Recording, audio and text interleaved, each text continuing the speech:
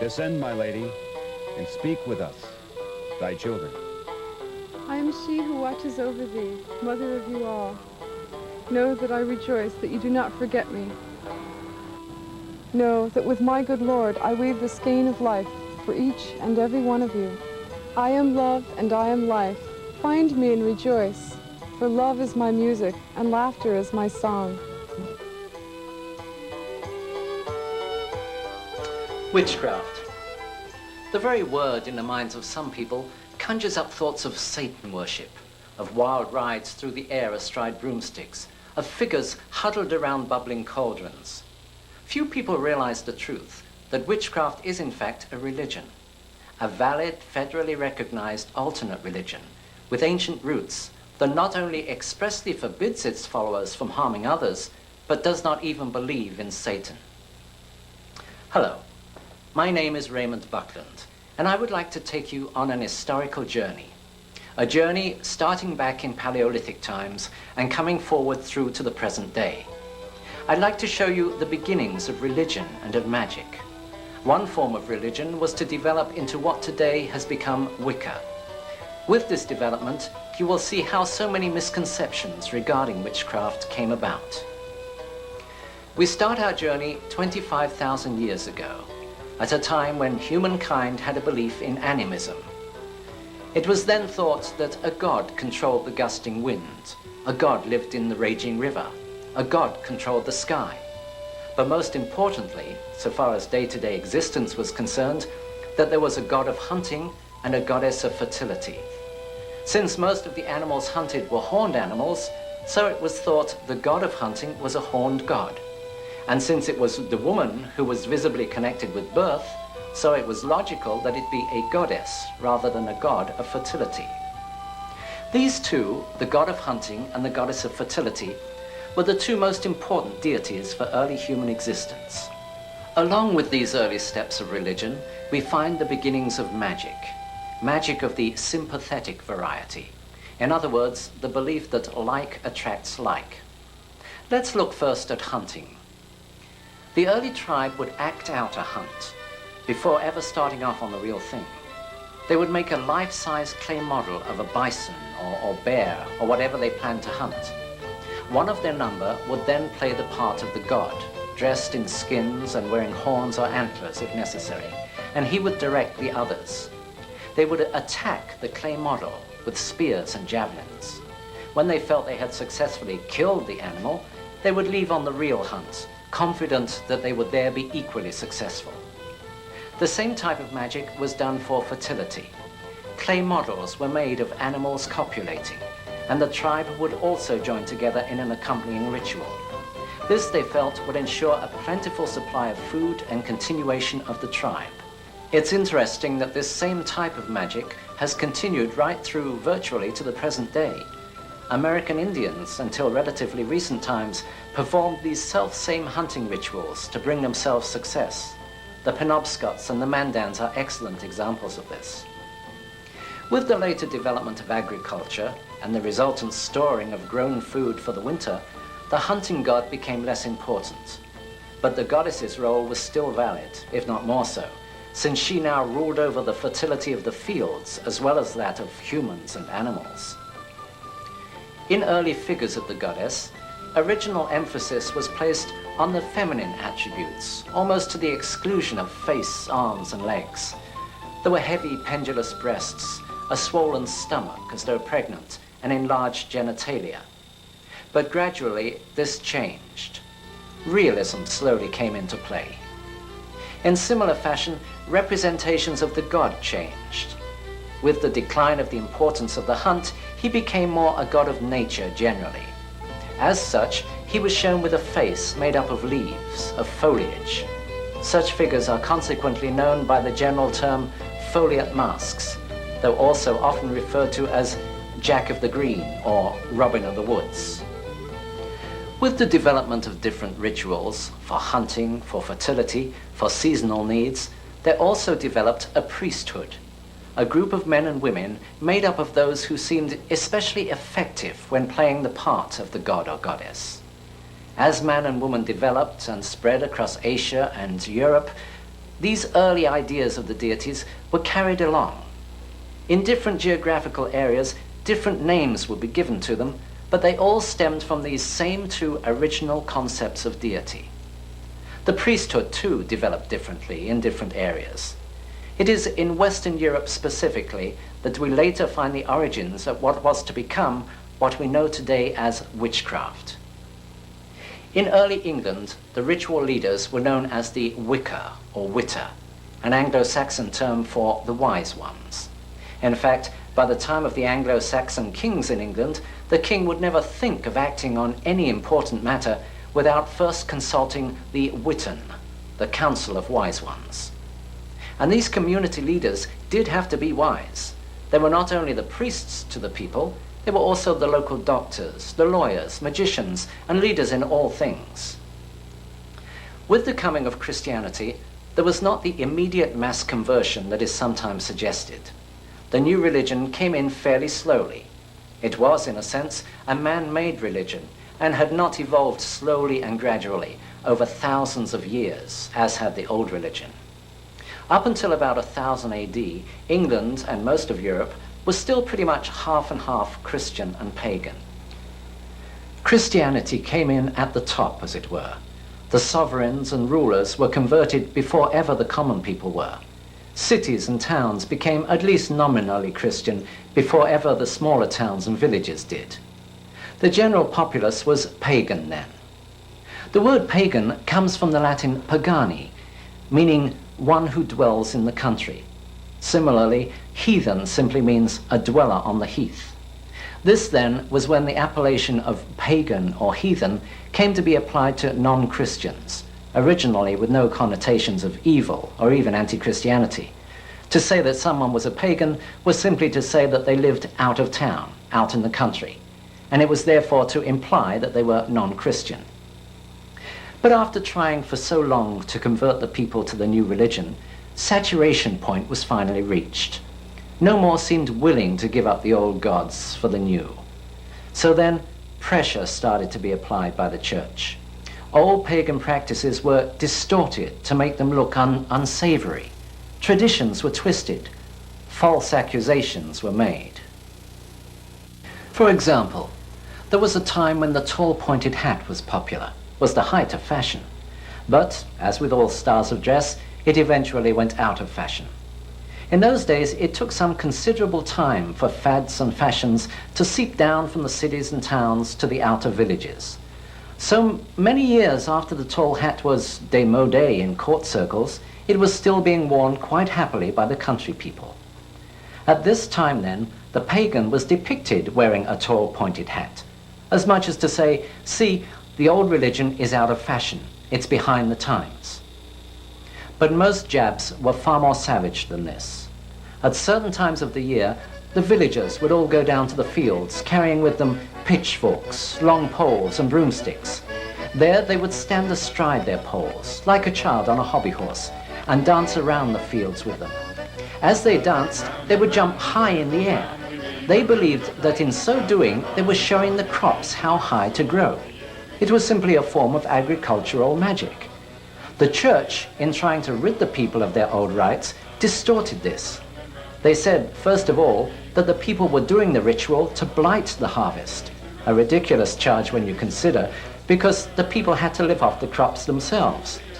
They further said that they were not only riding their poles around the fields, but were also riding them through the air, which must obviously be the work of the devil. Therefore, you mustn't do it. The cauldron got into the picture about this time. It was purely a household cooking utensil, but a typical church charge against witches was that they used it for boiling up babies to obtain their fat. Along with these children were boiled all sorts of evil-sounding ingredients, such as snake's tongues, cat's eyes, rabbit's feet, wolf's claws, a negro's head, and flesh and blood. Of course, there were no babies boiled. One wonders where they would have all come from anyway, and why no one missed them. As for the awesome-sounding ingredients, they were simply herbs and plants. Today, all plants have a Latin name, known and used universally. But in the old days, they were only known by somewhat picturesque local ones, names often given according to the look of the plant. Tongue of a snake was adder's tongue, or the dog-tooth violet. Cat's eye was star scabious. Rabbit's foot was field clover. Wolf's claw, lysopodium. Negro head, vegetable ivory, and flesh and blood, tormentil. There were literally hundreds of these herbs, with such colorful local names. Cow's tail, Jew's ear, devil's milk, and similar ones. So things continued for many years, with Christianity trying gradually but surely to ease out the old religion. But the old religion was tenacious. It was ingrained from generation after generation, going back thousands of years. Even some of the new religion's ministers retained much of their old pagan background. Many are the records of priests happily mixing both the old and the new until admonished by their superiors. Finally, however, the church grew impatient. It wanted Wicca dead, and it wanted Christianity to be the only religion. Pope Gregory the Great made tremendous strides by ordering the destruction of ancient temples and the smashing of so-called idols. New churches were built on the old sites so that the church could cash in on the local populace's habit of going to them. Happily, most of the stonemasons and woodcarvers available for building the new churches were themselves pagans. So in the decorations, they incorporated figures of their own old gods. In this way, the people, although forced to attend the churches of the new religion, could still worship the gods of the old. But now the church had declared war on paganism. Anything non-Christian, no matter how morally and ethically good and worthwhile, was immediately labeled anti-Christian, and therefore to be stamped out. The god of the old religion had horns, so apparently had the Christian devil, so the two were equated by the church. As it happens, Wiccans, like virtually all pre-Christians, do not even believe in the devil. The devil, Satan, as an all-evil entity, is a purely Christian invention. There's no mention of him as such in the Bible before the New Testament. The original Old Testament Hebrew, ha-Satan, and the New Testament Greek, diablos, simply meant opponent or adversary. The idea of one all-good God, and therefore the necessary opposite, all-evil entity, was first developed by Zoroaster in Persia in the 7th century BCE. It was later picked up in Mithraism and then in Christianity. But this was a new concept, unknown to the older religions, including Wicca. As a religion in itself, albeit a perverted one, Satanism came into being in the early Middle Ages, and it came about as a protest against the harshness of the church at that time. The ordinary Christian men and women were exhorted to pray to God, yet they found they got nothing in return. The serfs' lot was hard, and they had virtually nothing to call their own. The church governed everything they could do. As an example, sexual intercourse was frowned upon even between married couples. There should be no joy from the act, and it was banned on Wednesdays, Fridays, and Sundays. It was also banned from 40 days before Christmas and a similar time before Easter, for 3 days before receiving communion, and from the time of conception to 40 days after parturition. In other words, there was a grand total of only 2 months in the year when a man and wife could have sexual relations, and even then solely for procreation. From such oppression as this, there eventually broke out a rebellion. Finding that they were getting nothing from praying to the so-called good God, some discontents decided to try the other side and pray to the devil instead. So Satanism came into being as a revolt against the church. Its adherents actually found that they got nothing from Satan either, but at least they had the satisfaction of knowing that they were going against the establishment. Satanism and witchcraft, then, were lumped together indiscriminately by the Church. King James I of England was one of the primary offenders against Wicca at this time. He suffered a paranoia brought on by the Earl of Bothwell's plot against him, in which Bothwell had called on the help of the Berwick witches. Such was James's paranoia that he allowed it to influence his translation of the Bible.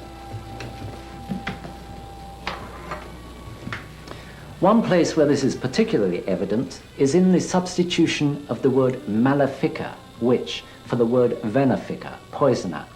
Nowhere in the actual text is the word witch used.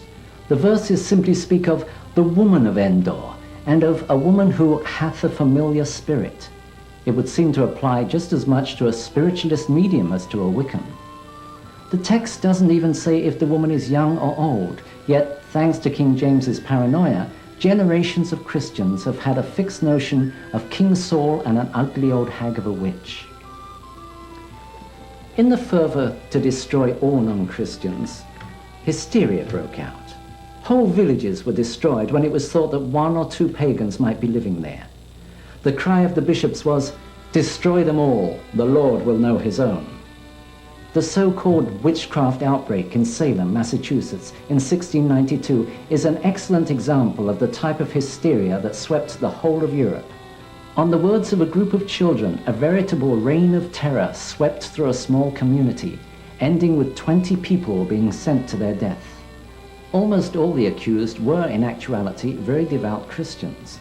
A prime example being old Rebecca Nurse, a bedridden lady in her 70s, whose downfall turned out to be the fact that she was deaf and therefore was unable to hear the questions put to her. Her silence was taken as an acknowledgement of guilt. During the course of the persecutions throughout Europe, it has been estimated that as many as 9 million people, men, women, and children, were put to death on a charge of witchcraft. Not 9 million witches put to death, simply 9 million people put to death on a charge of witchcraft. In fact, the vast majority of those executed were very devout Christians. Such is the harvest of religious hysteria. Certainly for many, this proved an advantageous time, for many accusations were politically motivated. If you had an enemy, you could just mutter the word witch in the right place, and your enemy will be taken away and dealt with for you. Obviously, with this sort of oppression, the old religion could not continue openly. If it was to continue, then it had to go into hiding. Wiccan groups, covens, had to meet secretly, perhaps in an isolated clearing in the woods or in a cottage far from the rest of the village. Outwardly, witchcraft had finally died, beaten to death by the earthly representatives of the God of Love and the Prince of Peace. Yet, covertly, the old religion did continue. Here and there, a sprinkling of pagan practices managed to survive, more or less openly, or occasionally disguised as Christianity. Old festivals, which refused to lie down, were frequently taken into the Christian church, perhaps with a new name. Many pagan gods suddenly became Christian saints. The church took over many of the old holy days, such as at Yule, Easter, Hallows Eve. It wasn't until as recently as 1951 that in England the last laws against witchcraft were finally repealed. At last, in the mid-20th century, if there were any witches left, they could once more come out into the open. They were free to stand up and give their side of the story. Needless to say, none pushed forward. Printing had been invented during the persecutions, so the very first books published on the subject of witchcraft were written by the opposing church. Not unnaturally, these opinions were more than a little biased. Later books could only refer back to this earlier propaganda.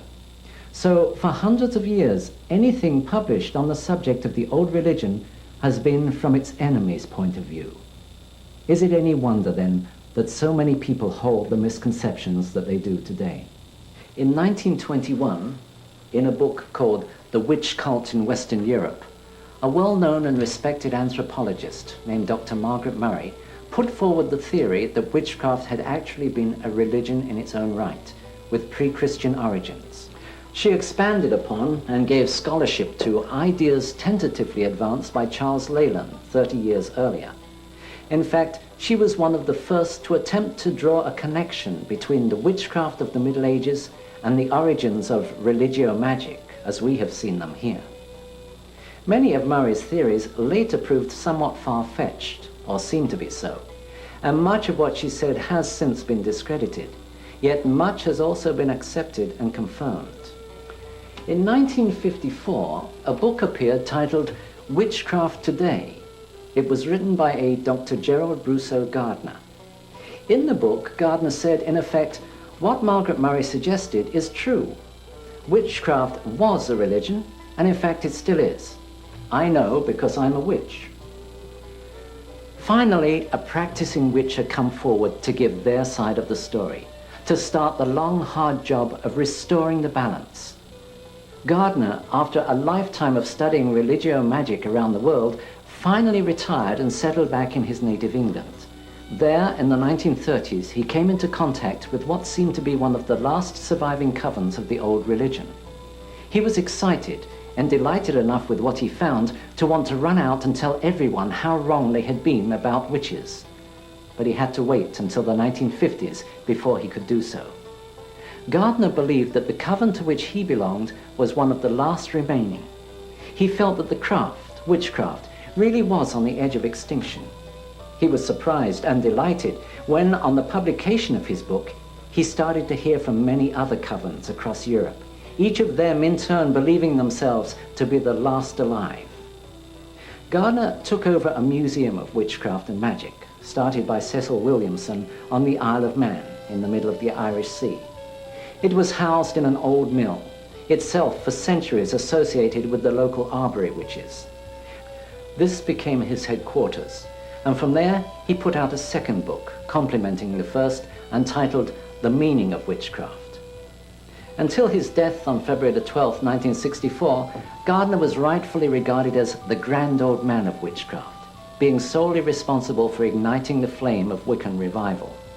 All present-day Wiccans owe Gardner a deep debt of gratitude, for without his pioneering work in straightening misconceptions, it's doubtful the old religion will be back where it is today. With the revelation that Wicca was not only an organized religion, but a benevolent one at that, championing love and joy, many people came to see its tenets as refreshing and eminently sensible, and very much preferable when compared to the doom and gloom of modern-day Western religions. The return of the old religion had begun. I was myself responsible for introducing Wicca, Gardner's branch of it, to the United States, having been initiated by his high priestess only the year before he died. This was a time when there was no modern witchcraft visible in this country. Initially, Gardnerian, the name given to his modified form of Celtic Wicca, was the only form of the religion available. It took many years for others to gain courage from Gardner and from his example and to stand up and be recognized. But soon it became apparent not only that the craft was alive and well, but also, as with Christianity, that there were many different forms of the old religion being practiced and therefore available to the seeker. In recent years, there has been some dispute as to whether today's Wicca is truly a direct descendant of the old religion of pre-Christianity, or whether it is a much newer 20th century-born variety, merely claiming lineage. This is a dispute that will probably continue for generations. I think it's unimportant which it is. The main thing is that present-day witchcraft is now a full-blooded, thriving religion, filling the spiritual needs of tens of thousands of people around the world. We live in an age of reason, when people are encouraged to think and choose for themselves. This is also, supposedly, an age of religious tolerance. Hopefully, we can confirm that by seeing Wicca finally become accepted for what it is, just another religious path that leads to the same center. And what of the future of Wicca? It still has a very long way to go to be generally accepted for what it is. Let's not forget that we have centuries of propaganda to overcome. Yet overcome it we shall, of that I'm certain. It will continue to be a long uphill climb, with plenty of temporary setbacks. But so long as there are Wiccans willing to work at educating Cowans, non-witches, and willing to keep straightening out the misconceptions, then one day, I'm sure, we'll finally win back our religious freedom. There are already strong steps in that direction. The federal government recognizes Wicca as an alternate religion, it being included in Department of the Army pamphlet number 165-13, Religious Requirements and Practices of Certain Selected Groups, a Handbook for Chaplains. In many states, there are legally established Wiccan churches, accepted by the IRS as non-profit religious organizations. In various state penitentiaries, prisoners are allowed to practice Wiccan rites and to be visited by Wiccan clergy. So what are the Wiccan rites? Just what is involved in this religious practice? Let's look now at the mechanics of the old religion. What does a coven, a group of witches, do? How does a solitary witch practice? It must first be understood that Wicca is very free-flowing, without the stiff, unbending rules found in many other traditional religions. It gives far more opportunity for individual expression. There are a number of well-established traditions such as Gardnerian, Alexandrian, Saxon, Celtic, and so on. There are also many non-traditional groups that label themselves eclectic, borrowing bits and pieces from here and there. But whatever the name, there are certain basics that have to be observed if the group or individual is to be truly Wiccan, rather than just falling under the general heading of pagan. These basics include the preparation and use of the meeting place, the form of service, celebration of festivals, belief in deity, reincarnation and retribution, and adherence to the Wiccan Rede. Let's start our study of all this by looking first at dress. In a survey of contemporary paintings and illustrations of medieval witches, it was found that some practiced clothed while an equal number practiced naked. A large number of present-day Wiccans opt for being naked in their rites. Indeed, some traditions hold it as one of their tenets. Once in the month, and better it be when the moon is full, ye shall gather in some secret place and adore me, who am queen of all witchery. And as a sign that ye be free, ye should be naked in your rites. Other Wiccans prefer to be clothed, usually wearing loose robes, though naked beneath those robes. Incidentally, rather than the word naked, most Wiccans prefer the picturesque term sky-clad, clad only by the sky. If you are working alone, you can choose whichever you feel more comfortable with.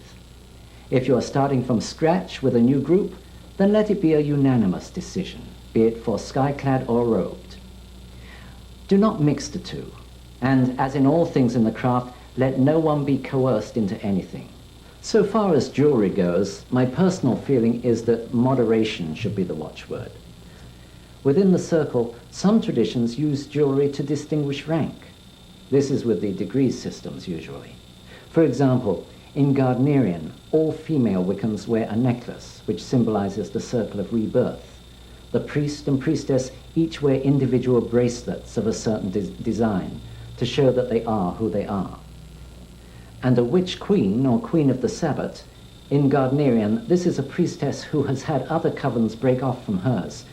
She will wear a silver crescent moon crown and a green garter, the garter bearing a silver buckle for each coven over which she rules. There is only one tool used and owned by every Wiccan. That is the Athame. This is your personal tool, and it is a tool, not a weapon. It is not used for any physical cutting. There are certainly no blood sacrifices in Wicca. Some traditions have very definite specifications for the Athame. Generally, it should have a straight double-edged blade and a dark handle. The need for the double-edged blade I will show you later.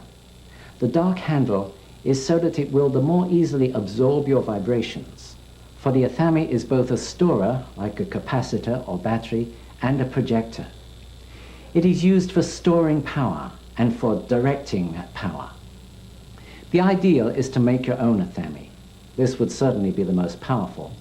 Failing that, buy a suitable knife from a store, but then do some work on it yourself. Let's look now at the meeting place, the temple of the Wicca. In the old days, especially in large covens, it was common to meet out in a field or in a clearing in the woods.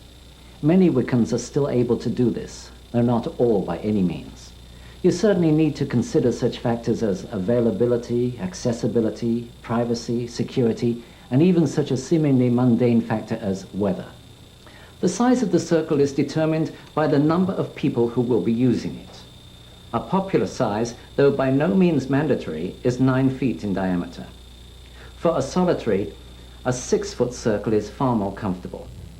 If you have a large group, don't try to squeeze them all into a small circle. Have the group take hands and stand with arms outstretched. Then a circle that will enclose them all is just the right size.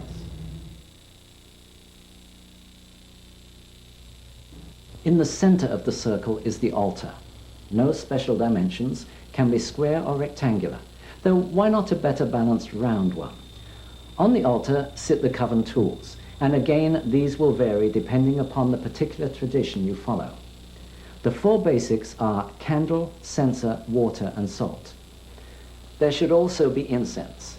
An ancient belief is that the smoke of the incense carries your prayers up to the gods. It also, of course, helps create the right atmosphere for the rituals. And thirdly, it represents the element of air. There should be a dish of salt on the altar together with a dish of water. Salt is a universal symbol for life, and as such is important in cleansing and consecration rituals. You can use any sort of dishes to hold these. Another possible coven tool is the sword. It's not essential. The Athame can be used instead of it, but it is popular and suitable, particularly for the actual ritual casting of the circle, which I will deal with shortly. Some covens also use a wand. This is one of the tools which has come into the craft, as have a number of things, from ceremonial magic. It is not necessary since, again, the Athame can be used for anything that one would use a wand for. Other items used by various groups for differing reasons include a pentacle, white-handled knife, and bell. As I said before, whatever you decide to use, have a good reason for using it. A group of Wiccans, as I have mentioned, is called a coven. From among these, a leader or leaders are chosen, the priest and or priestess. In some traditions, degree systems operate. Periods of training with recognized points of advancement. It is usually necessary to reach a certain stage before it's permissible to lead the coven. In other traditions, however, the priest and or priestess are chosen from among the members and lead it for a set period. Lead is the key word here. It is said that in a coven, all are like the spokes of a wheel. No one is either first nor last. That is how it should be. The priesthood lead the rituals. They do not rule the group. The priest represents the god of Wicca, and the priestess represents the goddess. The beginning is the whole opening ritual, setting up and consecrating the temple for the meeting. The area has been designated, the circle on the ground, the altar is set up, the coven members stand within the circle.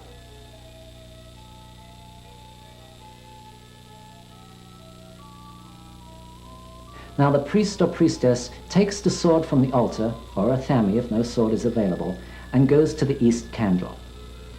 All circumambulations start and finish in the east. Generally, all movement is sunwise or deersil, seldom earthwise or widdershins, though again, this is not a hard and fast rule for all traditions. Pointing the tip of the sword blade at the line of the circle, he or she walks slowly around till arriving back at the east starting point. As she walks, the priestess should concentrate directing her power down through her arms, through the sword blade and into the ground.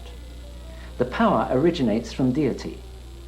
It sometimes helps to imagine a beam of light coming down from the gods and entering the top of the head or the position of the third eye. Feel it filling the body, driving out all impurities. Then feel it surging down the arms and the sword and into the circle. Don't rush this part. This is the singular most important action in casting the circle and erecting the temple. This is laying the foundation from which a cone of power may be built. It is constructing a haven between the worlds, for it's said that the consecrated circle is neither in this world nor in the next. After the circle of power, comes to sprinkling and censing to finalize the consecration. Returning to the altar, some of the salt is mixed in with the water.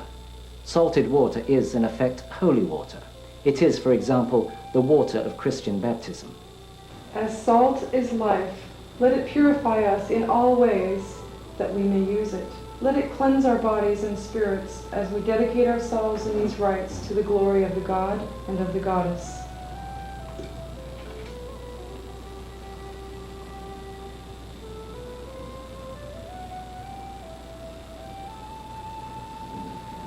Let the sacred salt drive out any impurities in this water, that we may use it throughout these rites.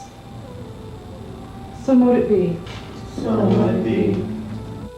Again, going to the east, the priest or priestess once again follows the line of the circle, asperging or sprinkling the salted water along that line. A third circumambulation is then done, passing the censer along the line to fumigate. Now that the circle has been consecrated, you must do likewise with the worshippers. I consecrate thee in the names of the God and of the Goddess, and welcome you to this their temple. This is on the order of a marking of the body with the salted water, pentagram or Celtic cross, for example. Light the 4 quarter candles.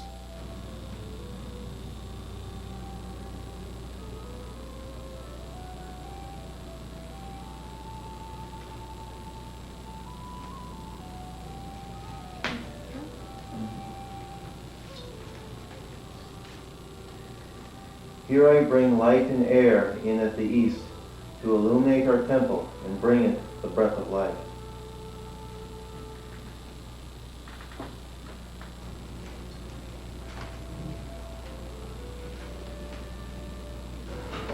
Here do I bring light and fire in at the south to illuminate our temple and bring it warmth.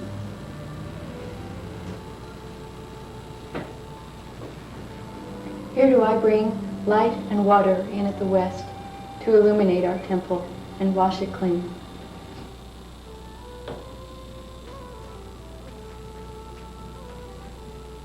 Here do I bring light and earth in at the north to illuminate our temple and bring it strength.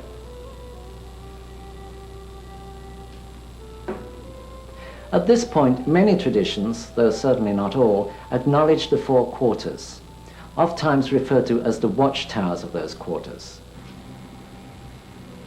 All hail to the element of air, watchtower of the east. May it stand in strength, ever watching over our circle.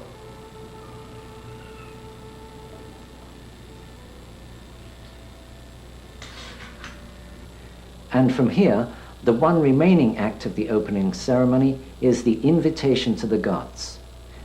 All hail the 4 quarters, and all hail the gods. We bid the Lord and Lady welcome, as they witness our rites that we hold in their honor. So mote it be. So mote it be. All hail. All hail. Please note that in the craft, the gods are invited to attend and witness the rites. They are not commanded or ordered to appear.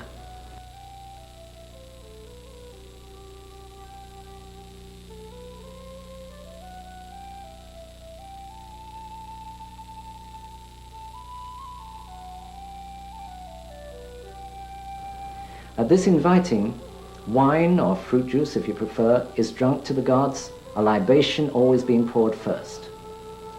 The ending or closing, sometimes called clearing the temple, is usually very short but equally important. It consists of thanking the gods for their attendance and dismissing the worshippers.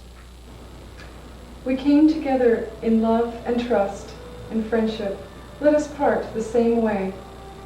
Let us spread the love we have known in this circle outward to all, sharing it with those we meet. Lord and Lady, we thank you for your presence here, for guiding and guarding over all of us and all that we do. Love is the law and love is the bond. Married did we meet, married did we part, and married may we meet again.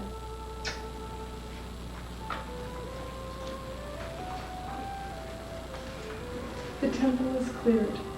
There is no need for any sort of ritually breaking the consecrated circle. The very fact of everyone moving out of it is sufficient to break it. Now, I have spoken of the beginning and the end of the Wiccan ritual, the 2 slices of bread in the sandwich. But what of the meat in the middle? This middle section is indeed the meat. It is the whole purpose of the gathering. Every meeting or circle must have a purpose. Wiccans don't just meet for the sake of getting together. Their purpose is primarily worship, since Wicca is a religion, and is usually tied into seasonal change.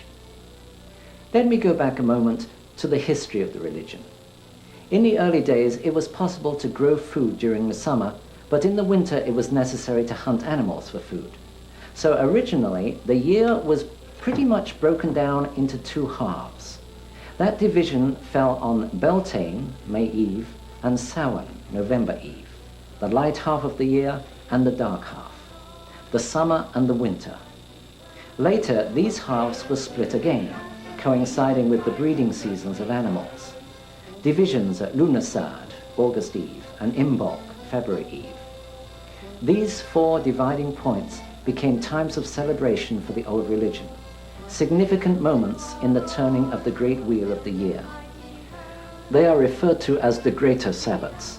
There are also 4 lesser Sabbats, the spring and autumn equinox, and the summer and winter solstice. Here then are 8 definite purposes for circles, for religious gatherings, times to ask for plentiful crops, or to thank for bountiful harvests, different focuses for different times of the year.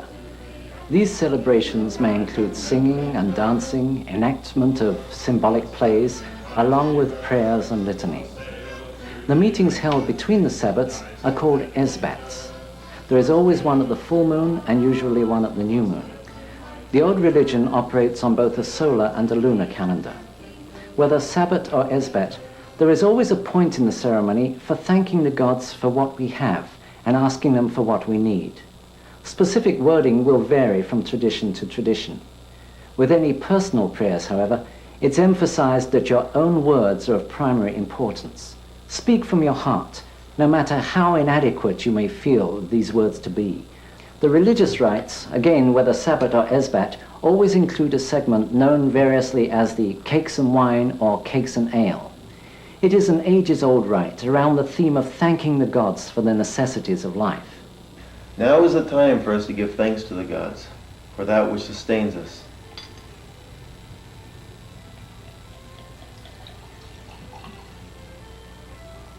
So be it. Will we ever be aware of all that we owe the gods?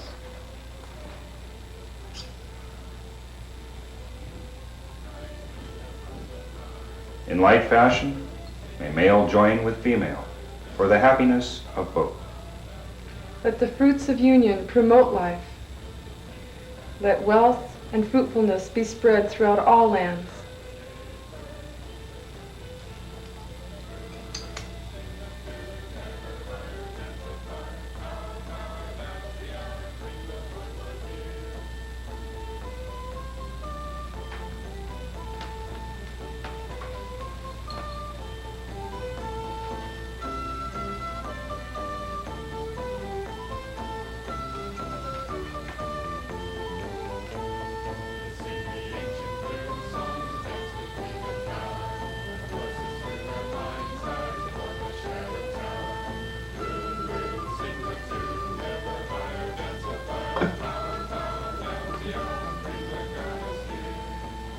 This food is the blessing of the gods to our bodies. May we use it well. Let us partake of it freely, and as we share, let us remember that aught that we have, we share with those who have nothing.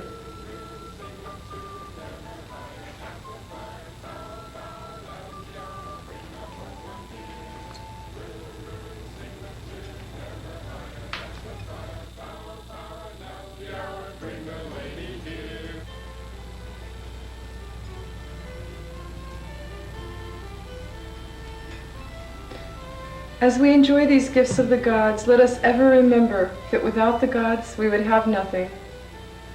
Eat, drink, be happy. So mote it be. So mote it be.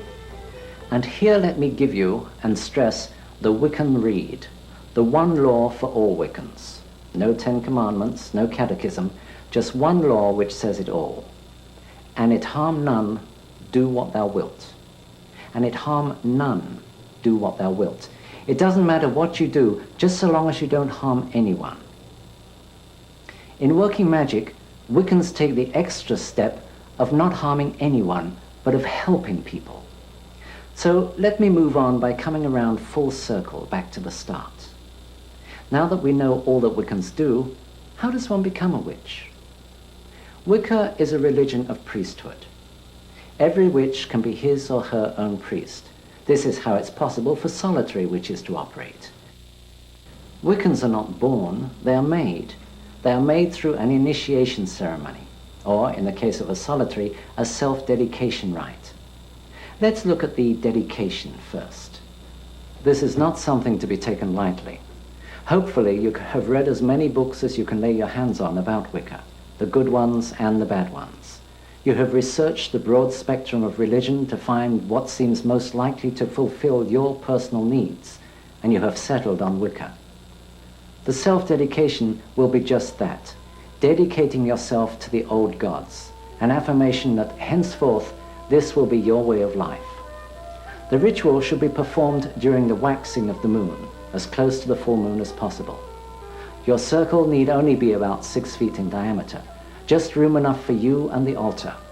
At this stage, you need have no ritual tools, just a candle, incense, salt and water, and a small dish of anointing oil and a goblet of wine on the altar.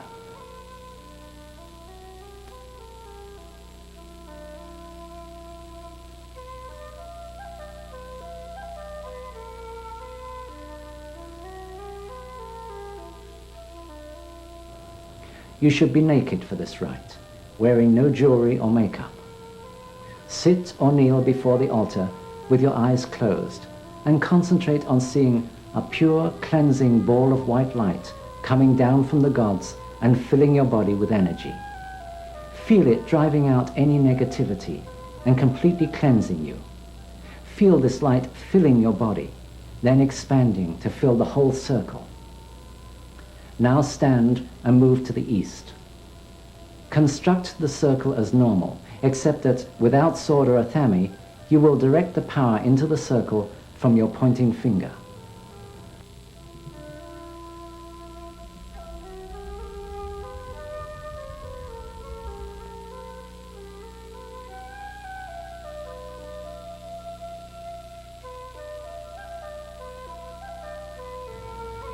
Follow through with the sprinkling and censing.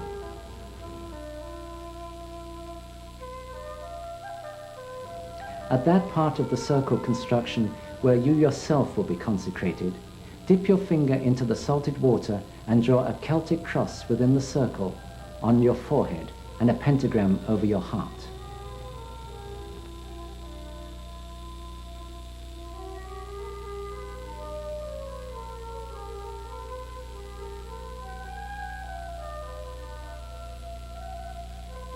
I now invite the gods to witness this rite I hold in their honor. God and Goddess, Lord and Lady, Father and Mother of all life, protect me and guide me within this circle and without it, in all things, so mote it be.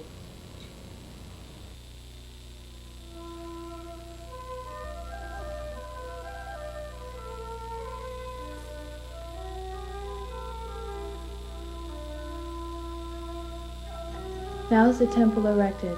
I shall not leave it, but with good reason. So be it.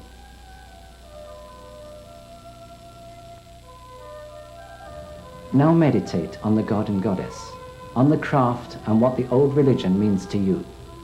Then stand again. Lord and Lady, hear me now. I am here, a simple pagan holding thee in honor. Far have I journeyed, and long have I searched, seeking that which I desire above all things. I am of the trees and of the fields. I am of the woods and of the springs, the streams and the hills. I am of thee, and thee of me. Grant me that which I desire. Permit me to worship the gods and all that the gods represent. Make me a lover of life in all things. Well do I know the creed, that if I do not have that spark of love within me, then never will I find it without me. Love is the law and love is the bond. So be it. My lord and lady, I stand before you, naked and unadorned, to dedicate myself to thine honor. Ever will I protect you, and that which is yours. Let none speak ill of you, for ever will I defend you. You are my life, and I am yours from this day forward.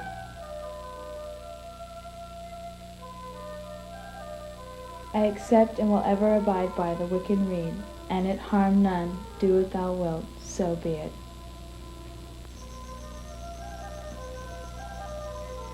As the wine pours from the goblet, so let me never do aught to harm the gods, or those in kinship with their love, so mote it be. Dip your finger in the oil and again draw the Celtic cross within the circle on your forehead and the pentagram over your heart. Then touch your genitals, right breast, left breast, and genitals again, forming the sacred triangle. As a sign of my rebirth, I take unto myself a new name. Henceforth I shall be known as Rowena, for my life within the craft. So mote it be. Sit comfortably and, with eyes closed, meditate on what the craft means to you. It may well be that at this time you will receive some indication that you are in touch with the gods.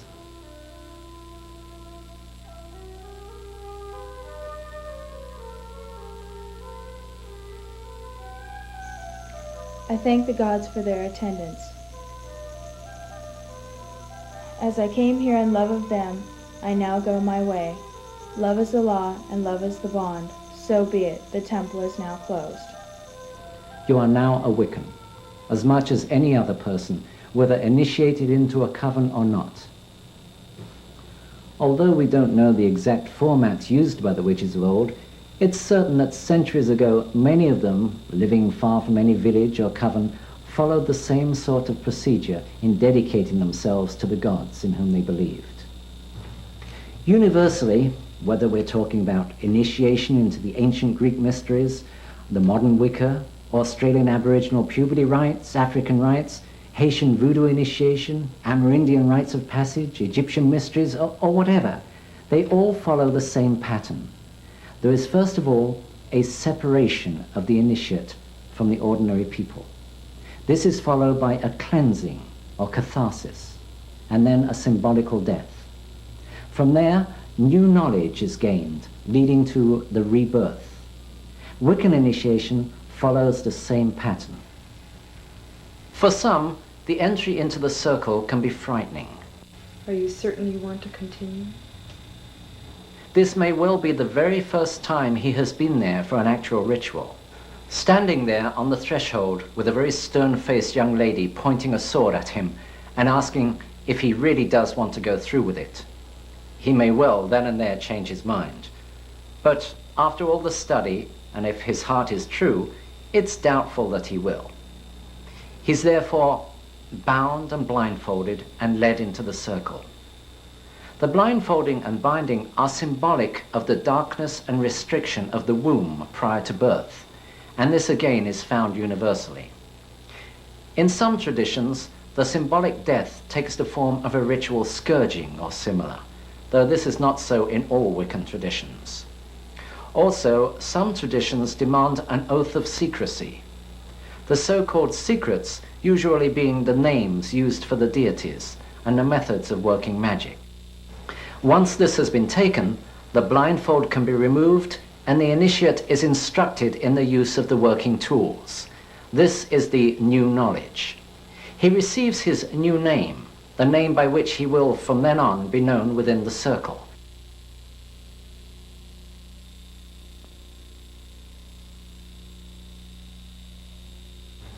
If you are starting a coven from scratch, I would suggest that those delegated as priest and priestess each do the rite of self-dedication and then perform the initiation ritual for each of the other coven members. Once again, here we find the male to female, female to male insistence. Generally speaking, the priest will initiate the women and the priestess the men. There is little more to cover in the basics of Wicca. One thing I have not dwelt upon is the Book of Shadows. This is the book containing the Wiccan rituals. I have seen some really beautifully made books with elaborate calligraphy used for the rituals. A word of caution though, don't make the writing so elaborate that no one can read it in the circle. The tools you use, Athame, sword, wand if you want one, must be consecrated after you've made them and before you use them. This consecration need only be done once and does not apply to such things as candles, censer, goblets. It is just for the working tools. It is simply a basic sprinkling with the salted water and censing. In my book, Buckland's Complete Book of Witchcraft, I include rituals for all possible occasions, including the Sabbats, Esbats, new and full moons, marriage, hand fasting, birth and death. If you decide to write some rituals of your own, and I do encourage you to do so, then write them to include words and actions for as many coven members as possible. A coven is a close family-type group. Wicca is a religion of participation, so let everyone participate. Do cast the circle, do consecrate it, do invite the gods to join you. I have spoken of the belief in a god and a goddess. I might add that most Wiccans include representations of these deities in their altar arrangements, and also have them as religious figures in their homes. Some symbolize the deities with perhaps a seashell for the lady and an antler for the lord. But however you view them, all Wiccans feel very strongly towards their god and goddess, and enjoy a closeness with them known only by the very devout of other religions. Along with this belief in the duality of deity is a belief in reincarnation. This is an ancient belief, not exclusive to Wicca, of course. In fact, it was a tenet of Christianity up until the Second Council of Constantinople in 553 AD. I have spoken about the one Wiccan law, and it harm none, do what thou wilt. There is a corollary to this, and it is a belief in retribution in this life. Rather than waiting till we die to get our rewards and punishments, being able to put them off, we get them right here in this life, according to how we live it. And it's a threefold retribution. Do good, and you get back 3 times the good. But do harm, and that too will return threefold. So within the Wiccan belief, there is no inducement to do harm. I hope I have been able to give you a clearer picture of Wicca through this treatment. Due to time limitations, I have only been able to touch briefly on the basics. There is, of course, far more to the old religion. I encourage you to read and to investigate. Wiccans do not proselytize, but we do want to straighten the long-held misconceptions. I hope I have managed to do a little of that here. I am Raymond Buckland. Blessed be.